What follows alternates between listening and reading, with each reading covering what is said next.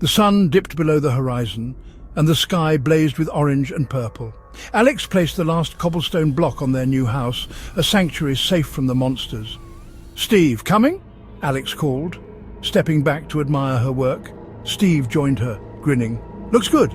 Let's grab some dinner." "I'm starving," he said, patting her shoulder. They walked towards the village, the light fading fast. Unease crept into Alex, sending a shiver down her spine. "Quiet tonight?" Steve frowned, glancing at the empty village square. It was usually bustling with villagers, but now it was eerily deserted. Alex nodded, fear tightening her throat. "Where is everyone?" They passed the well, where a bucket lay shattered beside it. Water spilled, forming a muddy pool. "That's odd," Steve said, his voice low. Alex felt a prickle on the back of her neck, like she was being watched. The wind howled through the empty houses, sounding like whispers. Alex spun around, her heart pounding. "Did you hear that?" she asked, her voice trembling. Steve shook his head, but his face was pale.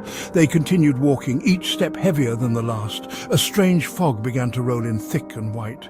Alex felt a cold dread grip her heart. Something was terribly wrong. Suddenly, a blood-curdling scream pierced the air. Alex and Steve froze, their blood running cold. They ran towards the sound, fear lending them speed. In the center of the village square, they found him, a villager lying on the ground, his eyes wide with terror, staring blankly up at the sky. But it was his chest that chilled them to the bone. A single withered rose lay upon it, its petals as black as night. They searched every house, every corner, deserted. Beds left unmade, food still on tables, like everyone vanished in an instant. The silence was deafening, broken only by the creaking of signs in the wind. Each creak sounded like a whisper. Alex swore she saw something move in the shadows, a fleeting glimpse of white eyes, gone as quickly as it appeared. "We need to get out of here," she whispered, her voice shaking with terror. Steve nodded, his face grim. Section 6, Don't Look Back. They ran through the fog, hearts pounding in their chests. The whispers seemed closer now, surrounding them. Alex tripped, falling hard. She looked back. A figure stood at the edge of the fog, tall and slender. It was just for a moment, but she could have sworn it was holding a single withered rose. Then it was gone. "Alex, come on!" Steve yelled, pulling her up. They didn't stop running until they reached the forest edge. Section 7, Trapped. They pressed against the trees, gasping for breath. The fog stopped at the forest's edge, like it couldn't enter. But something felt wrong. The forest, usually alive with the sounds of animals, was deathly silent. The trees, normally a comforting brown, seemed to darken, taking on an almost black hue. They were trapped.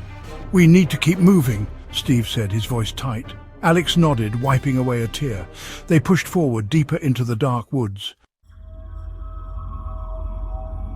Section 8, The Reveal. A faint light flickered through the trees.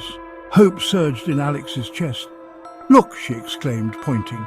As they got closer, the light grew brighter, revealing a small clearing. In the center, a single torch illuminated a familiar figure. It was a villager, dressed in purple robes and a tall hat. He turned, and Alex gasped. His face was skeletal, eyes glowing white. He held up a hand, and in it was a single withered rose. As he opened his mouth to speak, a chilling grin spread across his face. Section 9, No Escape.